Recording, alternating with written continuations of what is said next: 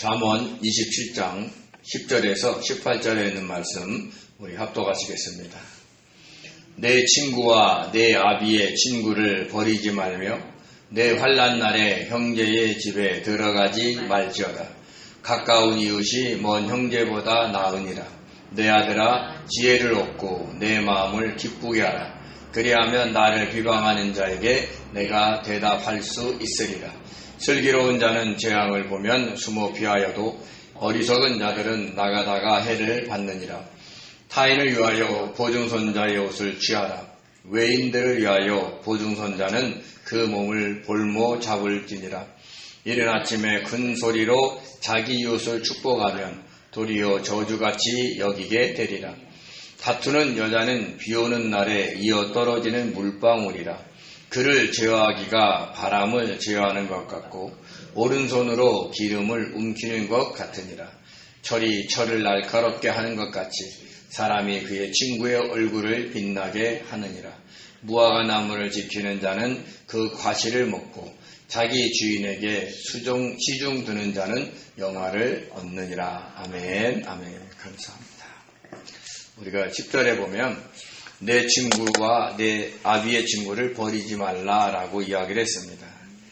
모두 가까운 이웃을 의미합니다. 그래서 특별히 그들을 버리지 말라라는 것은 그들과 좋은 관계를 유지하라는 것이지요. 우리나라 말에도 이웃사촌이라는 말이 있습니다. 그래서 오히려 이웃이 사촌과 같은 거예요. 그러니까 직계적인 의미는 없지만 바로 옆으로 한 다리 건너서 우리의 사촌 같은 역할을 할 수 있다라고 이야기를 하는 것이죠. 근데 여기서 보면 내 환난 날에 형제의 집에 들어가지 말라라고 얘기를 했습니다. 그러니까 너가 어려움을 당할 때 가깝게 지내지 않는 형제를 찾아가지 말라는 얘기하는 거예요. 우리가 형제라 해도 가깝게 지내야 미운 정 고운 정이 됩니다. 그래서 어려울 때 돕게 되는데 1년 내내 연락 안 하다가 아니 몇 년 동안 연락 안 하다가 어렵다고 찾아가는 것은 그 형제가 그를 받아들일 수 없다라고 이야기를 하는 것이죠. 그래서 오히려 가까운 이웃이 먼 형제보다 나으니라. 즉 우리나라 말로 이웃 사촌이라는 얘기를 하고 있는 것입니다. 그래서 그 이웃들과의 좋은 관계를 맺으면 너가 어려울 때 그들이 너를 도울 것이라는 거예요. 근데 여기서 뭐라고 했냐면 그 먼 형제보다 낫다라는 얘기의 히브리어가 토브예요. 그러니까 토브는 구약 성경에 나와 있는 토브는 하나님 모시기에 좋다는 거죠. 그래서 우리가 먼 형제와 잘 지내는 것도 좋지만 가까운 이웃을 잘 지내라는 거예요. 즉 이웃을 사랑하라는 겁니다. 이게 하나님의 명령이에요. 그래서 내 주변에 있는 사람들과 친근하게 대하고 친절하게 대함으로 해서 그들과 관계를 잘 맺으라는 겁니다. 그러면 서로 돕고 그리고 이 나그네와 같은 인생길에서 큰 힘이 될 것이다 라고 이야기를 하고 있는 거예요. 그래서 이 오늘 본문 말씀은 이웃을 사랑해라. 네? 이웃을 사랑해라. 그 말씀을 전하고 있다는 것을 잊지 마시기 바랍니다. 11절에는요. 내 아들아 지혜를 얻고 내 마음을 기쁘게 하라. 그리하면 나를 비방하는 자에게 내가 대답할 수 있으리라 라고 이야기를 했습니다. 이 말씀은 이게 아직 신앙이 성숙되지 않든지 아니면 세상 물정 모르는 그런 자녀를 갖고 있는 사람이 그 아들로 인해서 그 자녀로 인해서 비방을 받는 상황이라는 것을 선정해 두고 있습니다. 그래서 그 아들이 그냥 지혜롭지 못하고 이 세상에 살아가는 지혜도 없이 막 세상 말로 하면 천방지축으로 살아가면 그 주변에 있는 사람들이 얼마나 그 부모를 비방하겠습니까? 그러니까 아들이 비방받는 것도 힘들고 또 그 아들로 인해서 본인이 비방받는 것도 힘든 거예요. 근데 어느 날 갑자기 이 아들이 지혜롭게 된 거예요. 그러니까 세상에 눈이 뜬 거죠. 그래서 그 모습을 바라보는 아버지의 마음이 얼마나 기쁘겠냐라고 얘기를 하는 겁니다. 대다수의 부모들, 아니 모든 부모가 그럴 거예요. 자신의 자녀가 이 땅에서 정말 지혜롭게 살아가는 것을 원할 겁니다. 근데 사고만 친다든지 아니면 다른 사람들에게 무시당하며 산다든지 아니면 반대로 다른 사람을 깔보고 해끼치면서 살아간다면 그 모습을 보는 부모의 마음은 얼마나 속상하겠습니까? 더군다나 주변에 있는 사람들이 그 자녀를 비방할 때 그 말을 들어야 되는 그 고통. 정말 쉽지 않습니다. 우리가 보통 내 자녀를 잘못 가고 있을 때 내가 야단을 치지만 다른 사람들이 가까운 가족이라도 야단을 칠 때 기분이 나빠요. 속상하죠. 그래서 자녀가 지혜롭게 살아가는 것이 부모를 기쁘게 해주는 것이라는 것을 오늘 여기서 이야기를 하고 있는 겁니다. 또 이 말씀은요, 세상의 지혜를 얻지 못한 자녀를 의미하기도 하지만 지혜이신 주님의 뜻을 쫓지 않고 자기 마음대로 살아가는 자녀를 의미하기도 합니다. 그래서 주님을 잘 믿고 갔으면 좋은데 자기 멋대로 살아가는 거예요. 근데 멋대로 살아가니까 이 세상에서 또 잘 돼요. 그럼 세상 사람들은 비웃지 않아요. 근데 먼저 신앙의 길을 가는 부모의 마음은 안타까운 거예요. 제가 좀 더 주님을 알고 갔으면 좋겠다. 믿고 갔으면 좋겠다. 이런 마음이 있는 거죠. 근데 어느 날 갑자기 자녀가 성령의 도우심으로 인해서 지혜이신 주님을 알아가고 주님의 뜻대로 살아가려고 애를 쓰면 그 모습을 보는 부모가 얼마나 기쁘겠습니까? 그러면 그 아들이 신앙 안에서 살지 않는다는 그 주변의 이웃의 그 말에 얼마나 떳떳하게 자랑을 할 수 있겠느냐라는 거예요. 대표적인 인물이 사도 요한입니다. 사도 요한은 요한이서 1장 4절에 너의 자녀들 중에 우리가 아버지께 받은 계명대로 진리를 행하는 자를 내가 보니 심히 기쁘다. 이 말씀은 요한이서가 택하신 자매와 그 자녀에게 쓴 글이에요. 그러니까 그 자매의 자녀들 중에서 아버지께 받은 계명대로 진리를 행하는 자를 사도 요한이 보니까 너무 기쁘다는 거예요. 그의 아가 잘 살아서 이 땅에서 막 호의호식 살아가고 막 출세하고 이걸 보고서 기쁜 게 아니라 주님을 어떻게 하면 믿으려고 하느냐, 거기에 기쁜 거예요. 권사님이 큰 딸 가정이 그냥 예수 믿고 의지하며 살아가는 그 모습 기뻐하시는 것처럼, 이 땅에 떵떵거리고 살지 않는다 할지라도 오로지 주님 믿고 주님 뜻대로 살아가려는 그 모습을 보면서 더 기뻐하셔야 된다는 얘기를 하는 거예요. 요한 3서에서 1장 3절과 4절에는 형제들이 와서 내게 있는 진리를 증언하되 내가 진리 안에서 행한다니 내가 심히 기쁘도다. 이 얘기는 요한 3서는요, 가이바오라는 사람한테 쓴 편지거든요. 근데 그 사람이 막 변화가 돼가지고 진리 안에서 행하는 거예요. 그런 소리를 들으니까 너무 기쁘다는 거예요. 이와 같이 우리가 주님의 뜻대로 살아간다면 사탄이 그냥 저 사람 자기 뜻대로 살아가요. 자기가 원하는 살아가 예수 믿는다고 하면서 목회자라고 하면서 자기 뜻대로 살아가는 사람이에요 하고 주님께 비방했던 그 비방의 소리를 주님께서 대꾸하시면서 제발아 이제 자기 뜻대로 살지 않고 나에게 묻지 않냐. 그리고 성령의 인도하심에 따라 살지 않냐. 나는 쟤만 보면 너무 기쁘다 하고 사탄에게 말씀하신다는 얘기를 하는 겁니다.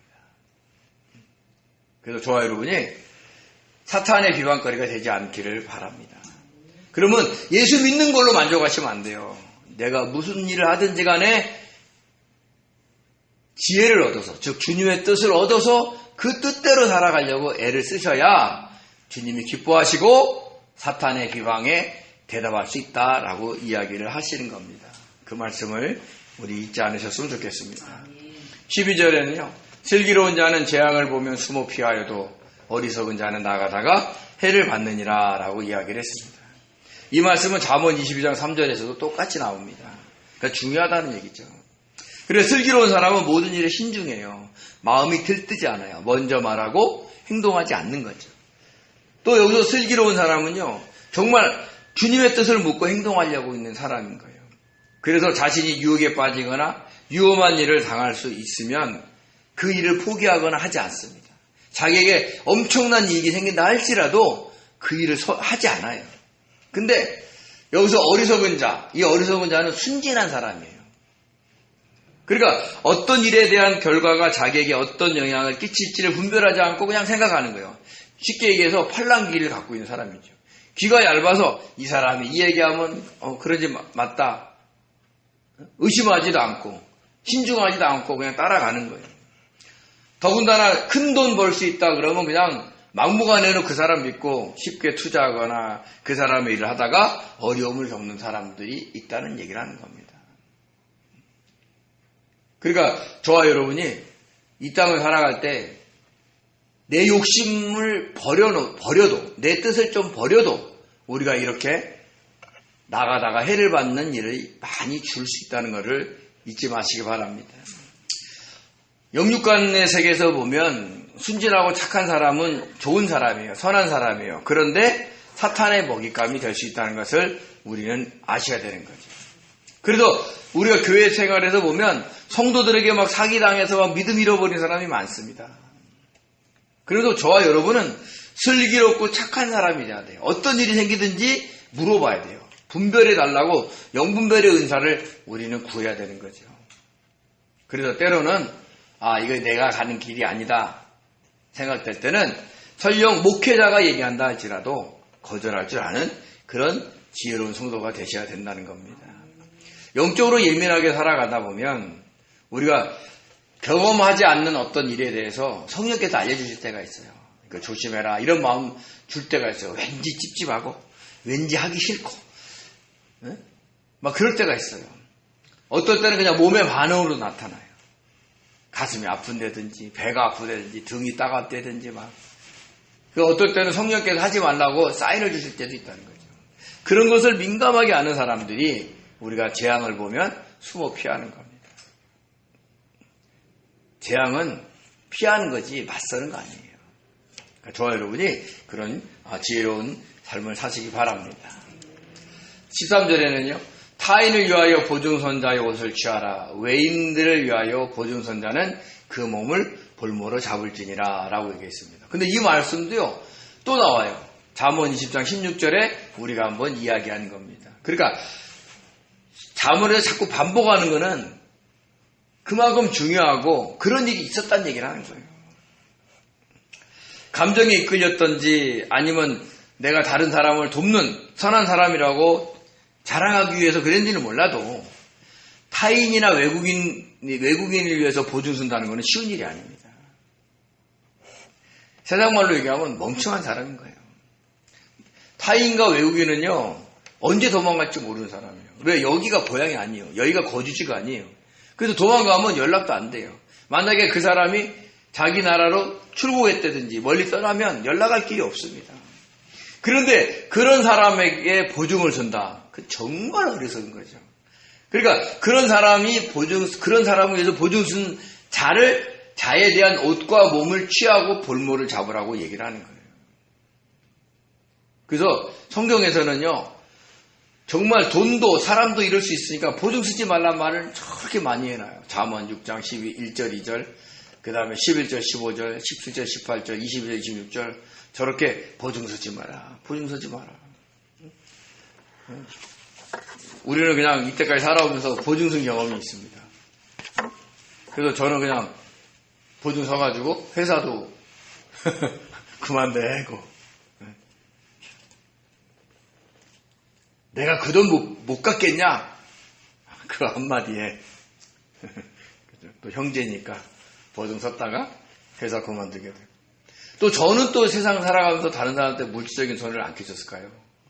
저도 끼쳤습니다. 그래서 어떨 때는 이렇게 보면서 그게 그거다 이런 생각이 듭니다.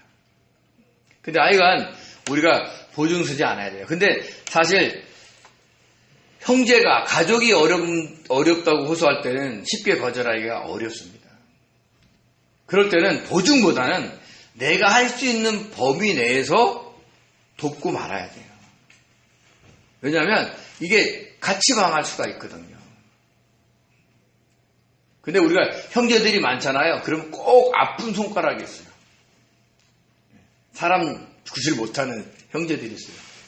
그 형제들을 또 옆에서 그 형제를 옆에서 형제들이 돕습니다. 그럼 왼수 같죠? 근데 그게 하나님이 이 세상에 그렇게 불합리한 것을 너희들이 좀 메꿔봐라 하고 허락하시는 거예요. 그래서 그 형제를 돕는 것을 하나님이 기뻐하신다는 것을 우리는 아셔야 돼요.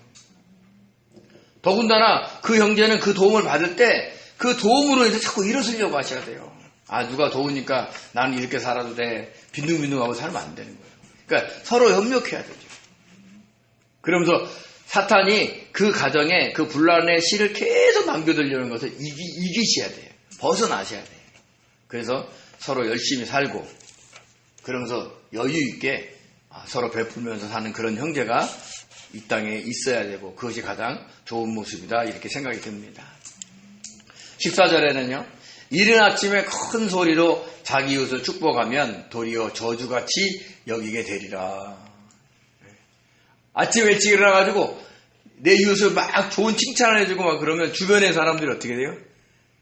자고 있는데 막 소리를 지르면 그 말이 맞아요. 막 하면서 막 박수치고 환호를 보내나요? 아니지요.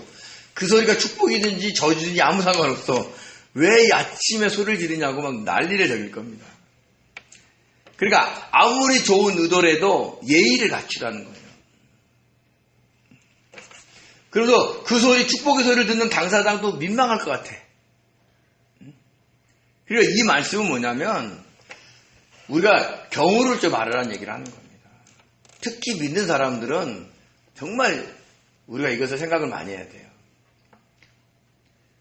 저 예전에 장사를 할 때 불문율 같은 것이 뭐냐면 장사하는 사람은 개시하지 않았는데 반품하러 가는 거는 예의가 아니다 이렇게 생각해. 그런 것이 여겨져요. 그리고 특별히 오전에 반품하러 가지 않습니다.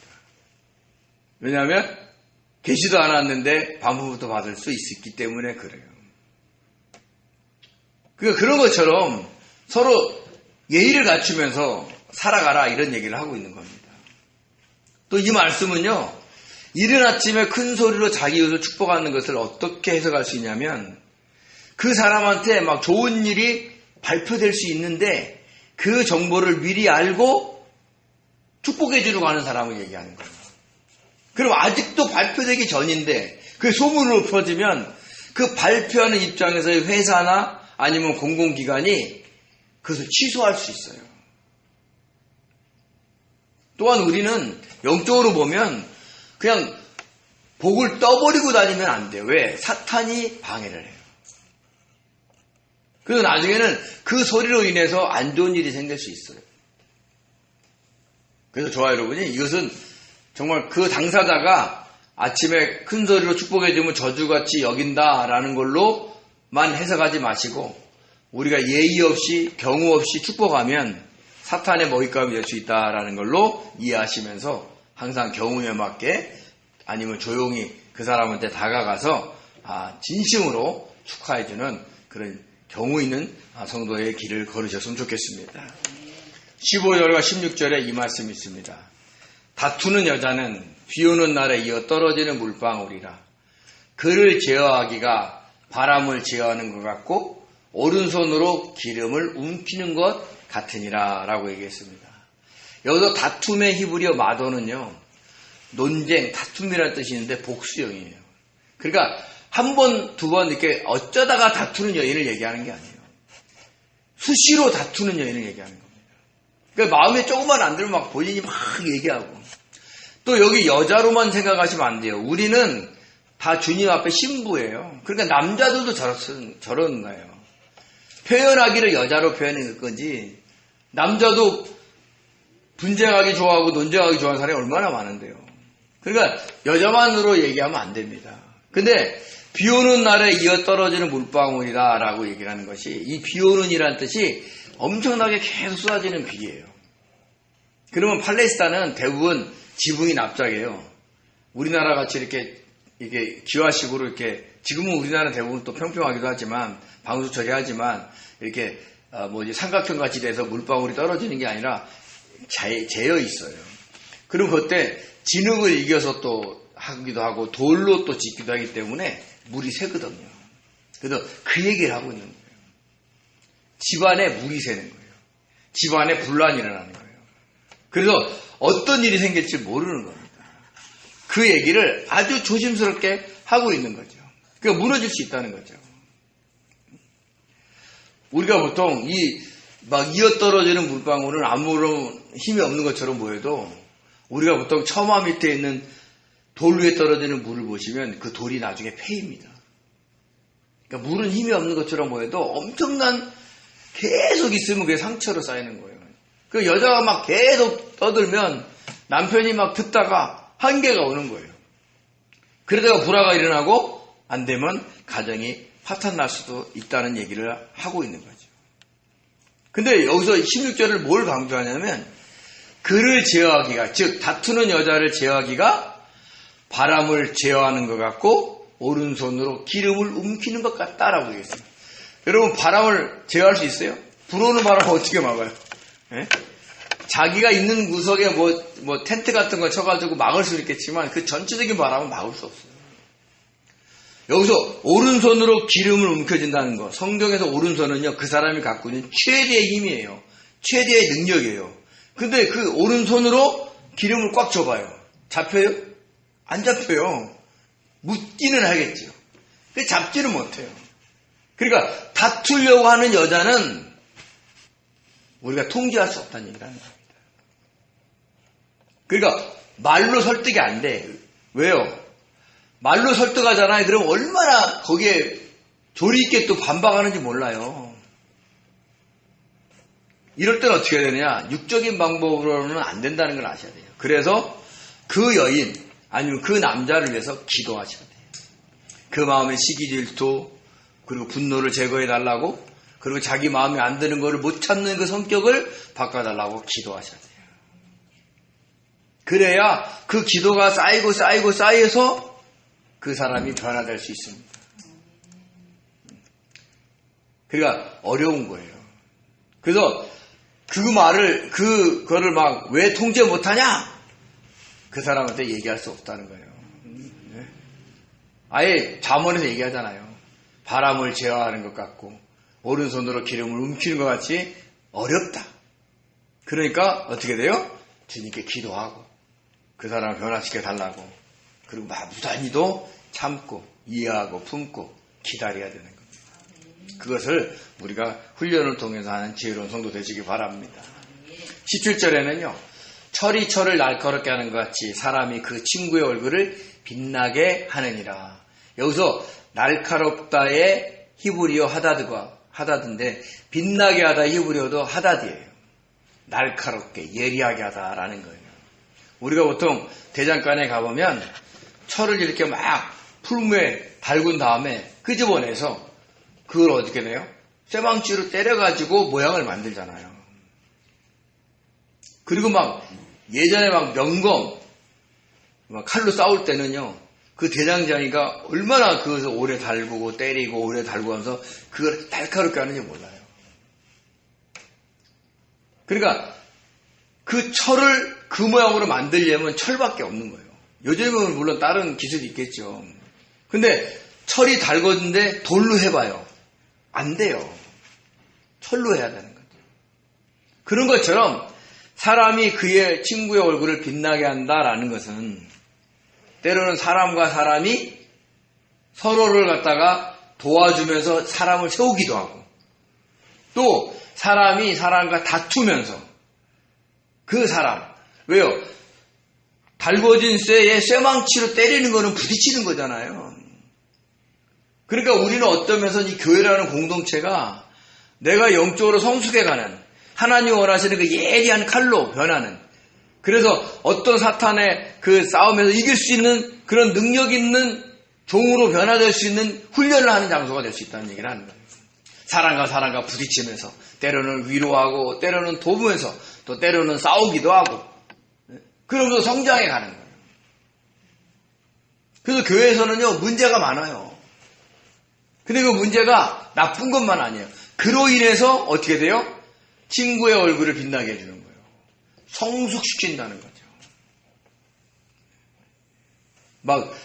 친구에게를 속을 뒤집어 놔가지고 빛나게 하는 게 아니라 그런 부딪힘 속에서. 그래서 내가 교회 생활 하든지 가정에서 가족을 만나든지 하는 행동이 미운 사람이 있어요. 그거는요, 어떨 때는 성령께서 내 안에 그런 게 있는 걸 보여주실 때가 있어요. 그리고 그 사람하고 부딪히면서 내 안에도 그런 게 없나를 보셔야 돼요. 그러면서 영적으로 성숙해 가는 사람이 하나님이 보시기에 성장해 나는 거죠. 그래서 철이 철을 날카롭게 하듯이 사람은 사람과 부딪히면서 사귀면서 변화된다는 것을 우리는 잊지 마셔야 되는 겁니다. 그래서 아유 주님 왜 저런 사람만 날 만나게 해주세요. 그런 게 아니라 그 부분의 연약한 부분을 하나님이 우리를 성숙시키기 위해서 그 사람을 보내줬다 생각하시고 감사하면서 그 사람과 사귈 줄 아는, 그래서 이웃을 사랑하고 섬길 줄 아는 그런 성도가 되시기 바랍니다. 18절에 있는 말씀은 무화과 나무를 지키는 자는 그 과실을 먹고 자기 주인에게 시중 드는 자는 영화를 얻느니라 라고 얘기했습니다. 무화과 나무는요, 팔레스타인에 있는 흔히 볼 수 있는 나무예요. 그래서 그 열매는 식용으로도 또 때로는 일부 약재로도 사용합니다. 그리고 무화과 나무는 잎이 넓어요. 그래서 그 더운 팔레스타인에 그늘을 제공해주고, 또 아담과 하와가 하나님께 범죄했을 때 벗은 줄 알았잖아요. 그때 그들이 치마를 만든 것이 이 무화과 나무를 엮어서 만든 거예요. 그러니까 그만큼 인간에게 이로운 겁니다. 근데 그 무화과 나무를 잘 가꾸는 사람은 그 열매를 맺게 되듯이 자기 주인에게 시중 두는 자는 영화를 얻는다라고 얘기하는 거죠. 여기서 무화과 나무는요, 주님께서 열매를 맺지 못한 백성들에 대해서 비유로 설명한 적이 있습니다. 마태복음 20장 19절에 길가에서 한 무화과 나무를 보시고 그리로 가사 잎사귀 밖에 아무것도 찾지 못하시고 나무에게 이르시되 이제부터 영원토록 내가 열매를 맺지 못하리라 하시니 무화과 나무가 곧 마른지라. 이 얘기는 당시 제사장, 서기관, 사두개인, 바리새인들이 말로는 막 하나님 사랑하고 율법 지킨다 하는데 열매가 없는 것을 주님이 비유적으로 설명을 한 것입니다. 그러니까 남을 나보다 낮게 여기면서 이웃의 관계를 잘 설정하라고 오늘 무화과 나무를 지키는 자, 잘 가꾸는 자, 그를 잘 섬기는 자라고 대표적으로 설명을 하고 있는 겁니다. 그러면서 자기 주인을 시중드는 자는 영화를 얻는다라고 얘기를 했습니다. 그런 것처럼 우리가 정말 주변에 있는 주인을 비롯해서 사람을 섬길 줄 아셔야 돼요. 그 섬김이 내가 비굴해지는 게 아니에요. 내가 낮아지는 게 아니에요. 주님이, 하나님이 원하시는 겁니다. 히브리서 6장 10절에 보면 하나님은 불의하지 아니하사 너희 행위와 그의 이름을 위하여 나타낸 사랑으로 이미 성도를 섬기는 것과 이제도 섬기고 있는 것을 잊어버리지 아니하신다. 그러니까 너희가 성도를 섬기는 걸 하나님이 기억하신다는 거죠. 새 번역은 이렇게 번역합니다. 하나님은 불의하신 분이 아니므로 여러분의 행위와 여러분이 하나님의 이름을 위하여 나타낸 사랑을 잊지 않으십니다. 여러분은 성도를 섬겼으며 또 지금도 섬기고 있습니다. 그러니까 하나님을 향해 나타낸 사랑이 뭐냐? 즉 하나님을 사랑하고 이웃을 사랑하라는 그 율법의 대명제에 또 주님의 그 말씀에 우리가 순종할 때 그 기초가 뭐냐? 내 이웃을 사랑하고 섬기는 겁니다. 친절하게 대하는 겁니다. 그래서 그것이 자기 주인에게 시중 두는 자는 영화를 얻는 거예요. 존귀함을 얻는 거예요. 우리가 세상 사람들한테 존귀함을 얻는 거예요? 그렇지 않아요. 영적 세계에서 사탄이 우리를 깔보지 않고 또 하나님을 섬기는 천사들이 우리를 진정으로 좋아하고 존경한다는 얘기를 해주고 있는 겁니다. 그래서 저와 여러분은 주님을 잘 섬기듯 또 정말 이웃과 좋은 관계를 맺으려고 수고하셔야 돼요. 그래서 오늘 말씀을 보면 내 이웃을 사랑하라는 그 대명제가 쫙 흐르고 있고 그를 할 수만 있으면 친절히 섬기면서 그들을 대하는 것을 하나님이 잊지 않다라는 것을 기억하라는 겁니다. 그래서 우리가 주님을 기뻐하시는 게 뭐예요? 아까 얘기했죠. 지혜를 얻는 자가 그 아비의 마음을 기쁘게 해주시 지혜신 주님의 뜻대로 우리가 이웃을 사랑하고 그들과 친절히 지내는 것이 하나님의 기쁨을 안겨드리는 일이라는 걸 잊지 마시고 이웃뿐만 아니라 가족에게도 정말 친절하게 대하는 저와 여러분 되시기를 예수님으로 축원드립니다. 기도하겠습니다. 은혜로우신 하나님, 저희들에게 능력을 허락하셔 주셔서 정말 이웃을 사랑하고 그들을 친절히 대할 수 있는 힘을 주시옵소서. 주님이 원하시는 것인 것을 잘 알기에 순종하기를 원합니다. 우리의 힘으로는 안 됩니다. 그러나 주님께서 성령을 통해서 역사하시면 우리가 가족과 이웃을 잘 섬기게 될 줄 믿습니다. 그런 이웃 사랑의 아버지 실천적인 삶을 살 수 있도록 역사하여 주옵소서. 감사하며 예수님의 이름으로 기도드립니다. 아멘. 아멘. 감사합니다.